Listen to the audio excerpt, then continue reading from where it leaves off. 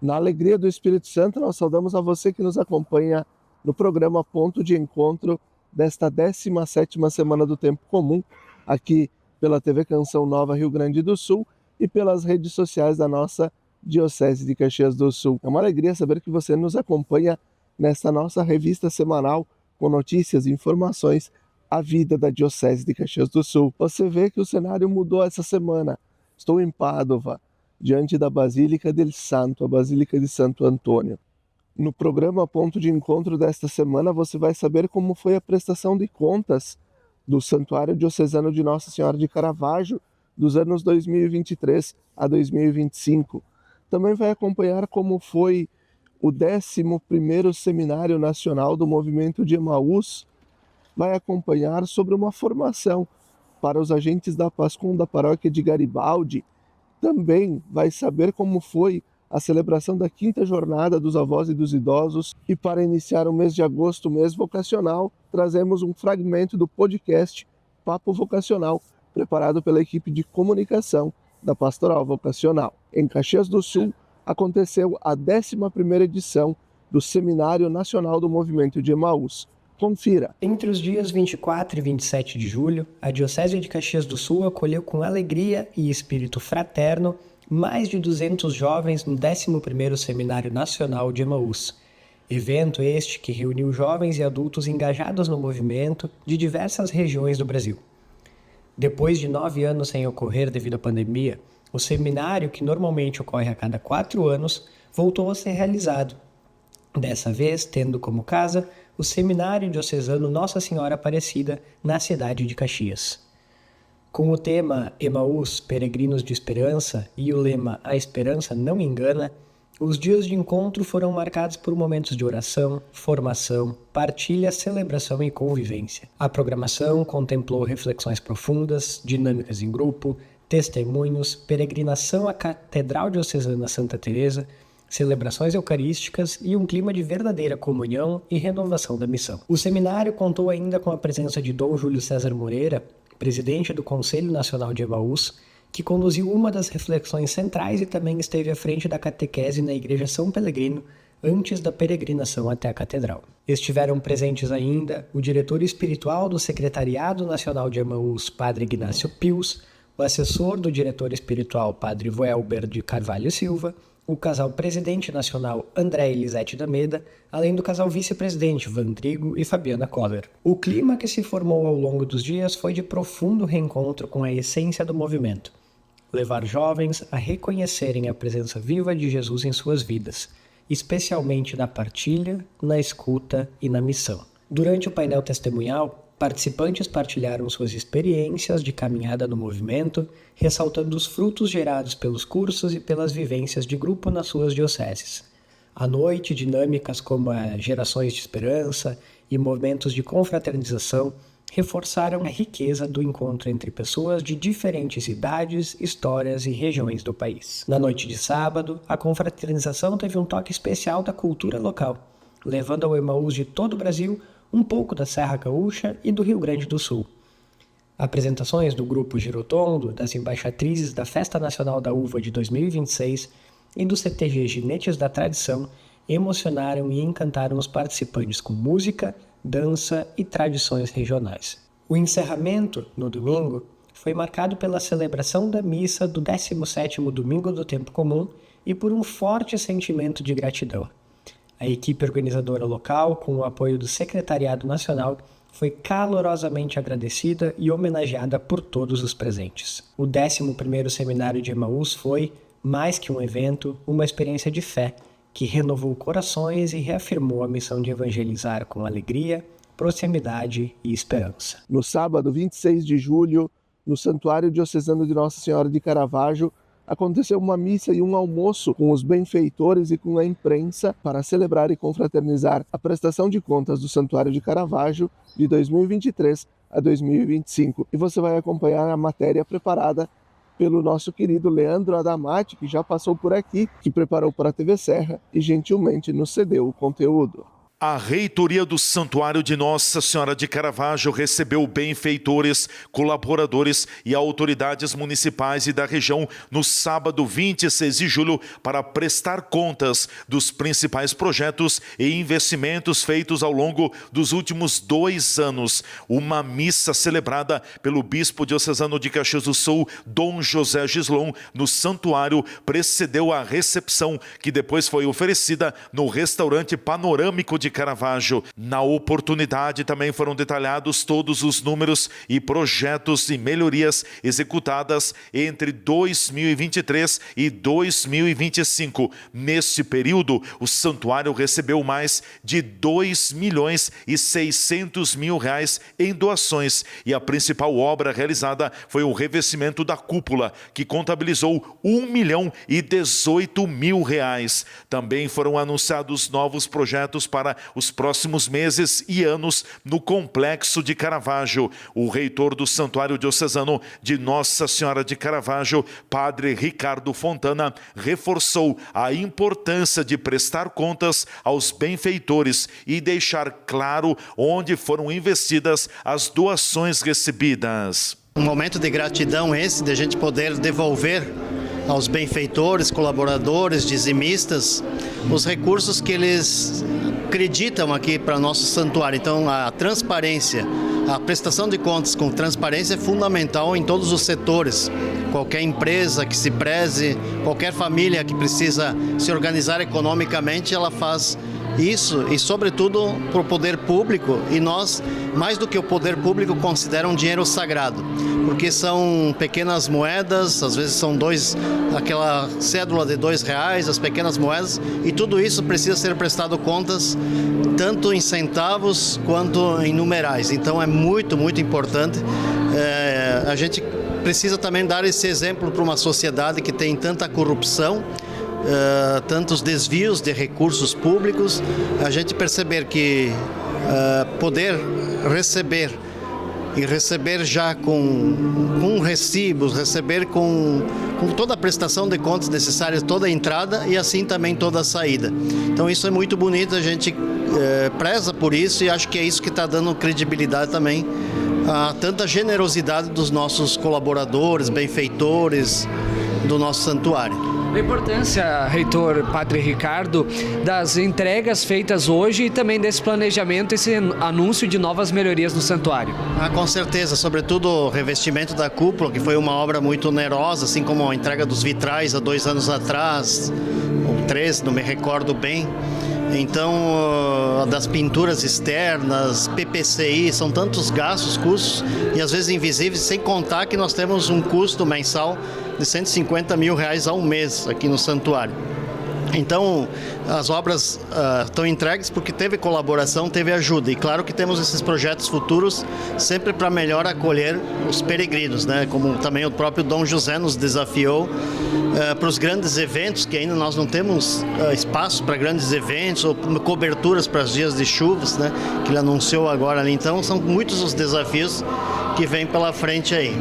E o que começa agora, então, é o presbitério? Não, nós vamos agora, a primeira obra desse ano é fazer as correções das infiltrações externas com colocação de algerosas, que só para imaginar só uma pequena moldura que tem na parte ao redor do santuário, é 200 metros de algerosa, então só ali tem um custo de aproximadamente R$50 mil. Depois vem toda a correção das infiltrações com pintura externa.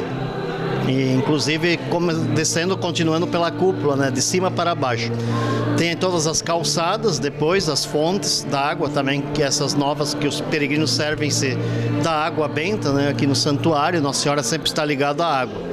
E aí depois sim o presbitério, como o presbitério é uma obra mais artística em mármore e seria feito lá em Carrara mesmo, na Itália, o projeto, né? O arquiteto é daqui, mas a obra que seria feita na Itália, como a dona Ladi lembrou ali. Então esse é um projeto mais ousado um pouco, então será um projeto mais a longo prazo, né? Curto prazo são as pinturas agora externas do santuário com suas correções de infiltração, esses pequenos melhoramentos, né? A gente chama ali externos, e depois sim aí um novo presbitério, que é uma grande obra. Padre Ricardo, tem uma obra que vai ser muito significativa, que é aquela calçada para que o peregrino, se quiser, possa chegar ao Santuário de Joelhos. Isso aí é bem significativo, foi uma ideia que a gente trouxe do Santuário de Fátima, lá já tem a peregrinação de joelhos, se chama Calçada da Peregrinação de Joelhos, né? Porque aqui também a gente tem observado que muitos peregrinos, quando chegam no final da avenida, começam a fazer sua peregrinação de joelhos, e esse tipo de pavimentação que tem aí, ele machuca, né? Às vezes o pessoal acaba colocando joelheiras, né, embaixo para não machucar os joelhos. Então uma calçada mais lisa, digamos, sem ferir os joelhos, que é uma ideia que a gente trouxe lá de Fátima. E claro que a gente vai agregar aqui um valor que são as 14 estações da Via Sacra, né? Acrescenta esse plus, que lá é simplesmente só uma calçada mais lisa, e aqui a gente acaba dando esse plus aí também com essa obra artística da Via Sacra em forma estilizada. Padre Ricardo, só deixando os números claros também e registrados, a arrecadação de 2023 até 2025 superou 2 milhões e 600 mil? Isso, 2 milhões e quase 2 milhões e 700 e foram gastos 2 milhões e 611, se eu não me engano, aí, né, na explanação. Não tenho bem certo agora. A cúpula foi 1 milhão e 18 mil reais, né, com alguns também centavos, que eu não recordo, mas essa eu lembro bem, né, porque eu acompanhei passo a passo de perto. Então foi 1 milhão e 18 mil reais só o revestimento da cúpula, com toda a estrutura que ela tem embaixo para dar o suporte, é o cobre patinado, etc. O material não é um material perene, né, que permanece aí. Após a apresentação das contas e o anúncio das novas melhorias e projetos, os presentes participaram de uma confraternização oferecida pelo Santuário de Caravaggio. Também no sábado, dia 26 de julho, na cidade de Garibaldi, a PASCOM da Paróquia São Pedro realizou um momento de formação para os seus agentes sobre fotografia na liturgia. No dia 26 de julho, os membros da Pastoral da Comunicação da Paróquia São Pedro se reuniram para um momento de formação sobre o tema fotografia sacra, o qual foi ministrado pelo fotógrafo Denner Reis, que abordou os seguintes assuntos: objetivo da fotografia no âmbito da fé, a necessidade da espiritualidade e oração, bem como técnicas de utilização dos equipamentos fotográficos e recursos de edição. Denner Reis pertence à Diocese de Novo Hamburgo e é conhecido por atuar como fotógrafo de ordenações sacerdotais através da Foto Benta, sendo reconhecido por seu trabalho na área de comunicação católica. A formação foi uma oportunidade de encontro entre os agentes da PASCOM da nossa paróquia e um meio de aprendizado sobre fotografia sacra. O Denner destacou a importância da gente entender a missão da fotografia sacra, porque a gente só ama o que a gente conhece. E para a gente transmitir beleza, espiritualidade e fé por meio das imagens, a gente precisa ter técnica, sensibilidade e conexão com a mensagem que a gente quer comunicar.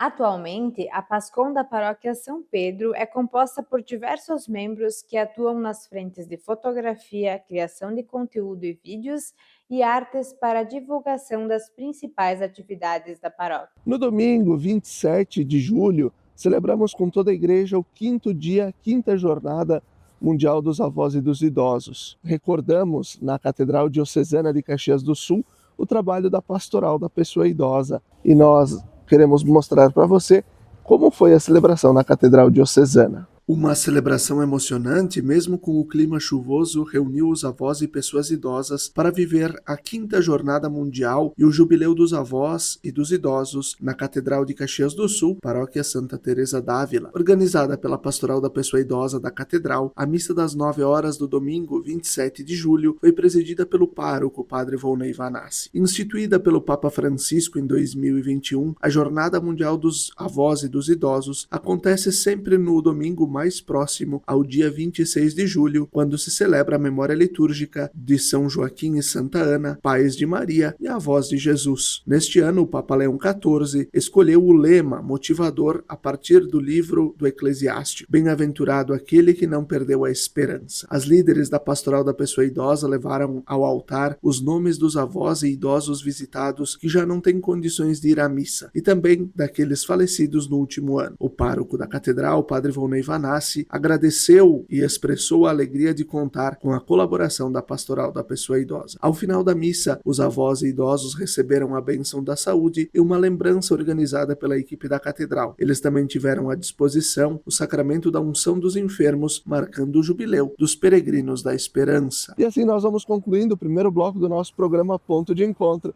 Fique com a gente, até daqui a pouco.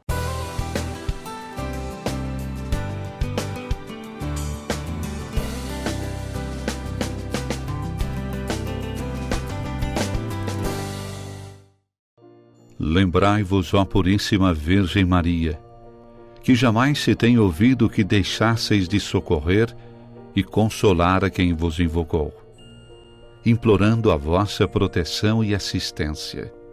Assim, pois, animado com igual confiança, como a Mãe Amantíssima, ó Virgem das Virgens, a vós recorro, de vós me valho, gemendo sob o peso de meus pecados, humildemente me prostro a vossos pés. Não rejeiteis as minhas súplicas, ó Virgem de Caravaggio, mas dignai-vos de as ouvir propícia e de me alcançar a graça que vos peço. Amém.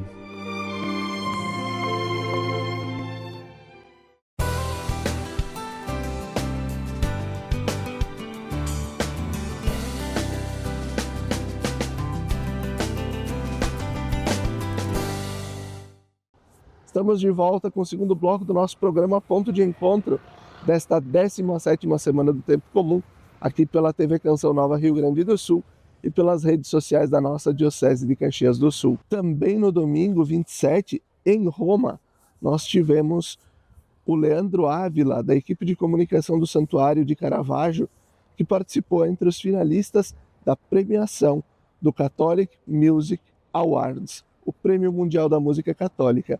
E nós trazemos o vídeo dele, o agradecimento dele para você, aqui. Aí, primeiro, a inspiração do Espírito Santo era correta, né? Nossa música oracional, nossa forma de rezar, porque ao longo desse tempo em que, muitos sabem, eu tive enfermo, doente, eu aprendi a me alegrar com o que eu tenho. Então, estar entre os 3 melhores da língua portuguesa em 2 categorias me diz que a gente está num caminho bonito de evangelização, de música, né? Tem seguidores agora do mundo inteiro, amizade com músicos de todo o mundo também, cantando ontem, experiência legal de cantar com músicos da Itália, fazer amizade com os nossos músicos do Brasil, ver músicos que foram minha inspiração, agora como amigos do meu lado, como é o caso do Rodrigo Greco. Então, a experiência é positiva de ver que a música católica está sendo alavancada e de que a gente, de certa forma, faz parte desse início do primeiro Prêmio Mundial da Música Católica, primeiro Catholic Music Awards, que veio muitos, próximo vai ser na Coreia. E Nossa Senhora de Caravaggio presente também. Ela está sempre presente, Felipe. Nossa Senhora de Caravaggio, ela me arrasta, ela me carrega, ela me ampara, ela me leva sempre a seu filho e não me deixa parar. Então eu só tenho a agradecer ao Santuário de Caravaggio, a tantas pessoas que nos ajudaram, aos pobres servos da Divina Providência, que nos acolheram, que nos acolhem e seguirão nos acolhendo ainda nos próximos dias. Então só agradecer a todo o cuidado, desde o Padre Ricardo, Dom Alessandro, de tantos amigos que nos ajudaram de uma forma ou outra para que a gente estivesse aqui. Agiu a providência para mim e para a Daiane, e a gente pôde estar aqui. Nós vamos dedicar este segundo bloco para o podcast Papo Vocacional, preparado pela equipe de comunicação da Pastoral Vocacional da nossa Diocese de Caxias do Sul, e queremos iniciar com alegria este mês de agosto, o mês das vocações. Participam do podcast o coordenador da Pastoral Vocacional, Padre Luciano Dalmolin, o seminarista da etapa da Teologia Configuração, Stefano Fagundes Petroli, e o jovem do Grupo Vocacional de Caxias do Sul, Guilherme Pesce. A mediação é do Maurício Poleto Deon. E aí, para começar, Padre Luciano, eu pensei o seguinte: nada como eles contarem para nós como surgiu esse chamado. Né? Então, já direciono a pergunta para os dois. Né? Guilherme, que está iniciando esse processo, talvez esteja mais fresquinho na cabeça ainda. O que tu sentiu nesse início? Como surgiu essa sensação, esse sentimento de que Deus te chamava para algo? E como está surgindo isso, né? Porque como tu mesmo comentou, está no ano -1 ali do processo, então conta pra gente um pouco de como foi esse sentimento inicial, assim, de onde surgiu essa vontade. Sim. Eu, de fato, me tornei católico, né? Há um tempo. Passei a ser um católico praticante, não mais católico de IBGE, né? Então, já nesse início dessa minha caminhada de fé, eu já sentia uma certa... que eu acho que surge para todo vocacionado, né? Uma vontade de participar mais, né? De estar, se sentir, digamos, parte da igreja e querer contribuir mais com ela, da maneira que pode, enfim. E acho que sentindo cada vez mais essa vontade de participar, eu acabo me deparando, inevitavelmente, com a possibilidade do sacerdócio, surgindo em mim esse desejo, né? Eu me permiti fazer até um discernimento pessoal primeiro, né? Antes de buscar, de fato, a diocese, né? Eu e minha comunidade. Até conversando comigo, assim, né? Me pondo pontos, assim, de que o porquê, né? Eu deveria e por que eu não deveria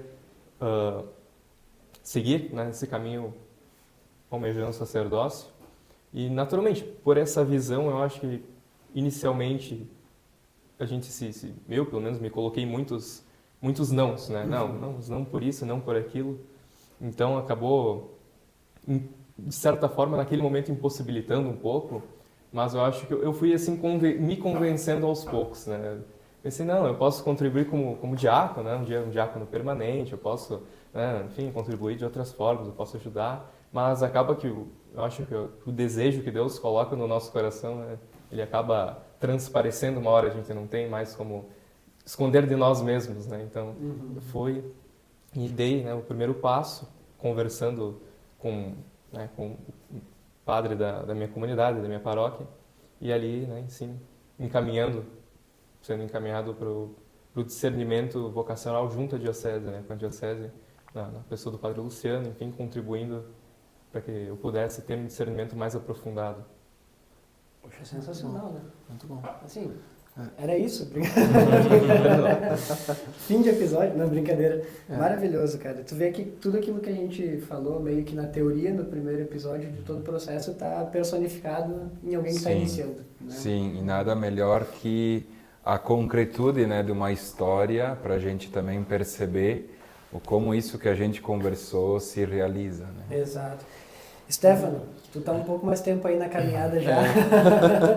Mas sabe que foi bom o Guilherme começar falando, porque aí até eu fui me recordando e percebi que nós temos um certo semelhança também no nosso chamado, né? Porque eu comecei quando era pequeno, eu me recordo que eu não gostava muito de participar da igreja, né? E aí a gente já quebra de cara, assim, essa coisa o mito do padre. O cara nasceu dentro da igreja, nasceu querendo ser coroinha, sempre querendo ser padre, só falava das coisas de Deus, como se fosse assim, né? Alguém já pronto do céu, pronto, ele nasceu brincando de missa. Nasceu brincando de missa, né? De fato acontece, né? Tem casos, realmente, colegas meus, né? Agora, por exemplo, o diácono Eduardo, né? Que vai ser ordenado padre no final do ano, é um dos exemplos disso, né? Ele, desde pequeno, gostava de ser coroinha também. Ele tem lá na casa dele, ele construiu uma igreja, assim, né? Desde pequeno ele já construía, né? Então, já havia isso, né? Mas para mim, eu acho que eu diria que não, né?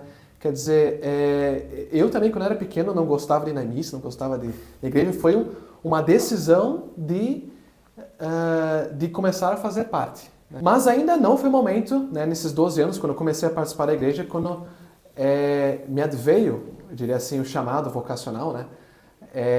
Assim como o Guilherme, né? Eu também fui colocando vários nãos, né? Na época tinha um padre lá na minha cidade, lá em Bento Gonçalves, na paróquia Santo Antônio. Hoje ele já é bispo emérito, Dom Adelar Baruffi. E ele foi o primeiro a me convidar para discernir, dentro de um grupo de rapazes, a minha vocação. E no início eu resisti um pouco, mas fui porque gostava dele, era meu amigo, né? Eu ajudava ali na igreja, ajudava nas leituras, mas não queria ser padre, né? Como o Guilherme falou, né? Para mim a vocação, né, que eu tinha visto era o matrimônio, né? Então fui fazendo parte desse grupo, mas não tinha muito interesse, né? E mais ou menos aí pelos meus 16 anos, já com muitas faltas nesse grupo, já não ia mais, até em algum momento eu pedi também para sair, e o padre Adelar, na época, né, insistiu muito que eu ficasse. Não, Stefano, fica, nós precisamos de padres. Eu disse, tá bom, vou ficar já porque ele está pedindo, né? Mas nesse vai e vem, né, continuei participando da igreja, e aí, há um outro ponto que eu acho que também nós precisamos, eu diria assim, desmistificar, né, sobre o que significa o chamado vocacional, que é o seguinte: em primeiro lugar, nós precisamos entender que um chamado, uma vocação, todos nós temos, né? Todos nós temos uma vocação, e essa primeira vocação é a vocação à santidade, né? Como diz o Concílio Vaticano II, né? O concílio que reuniu vários bispos aí na década de 60, e um dos principais documentos, a Lumen Gentium, diz, né, que todos os cristãos, todos os batizados, são chamados a serem santos. Quando eu entendi isso, eu mudei de perspectiva, e é o que eu comecei a fazer.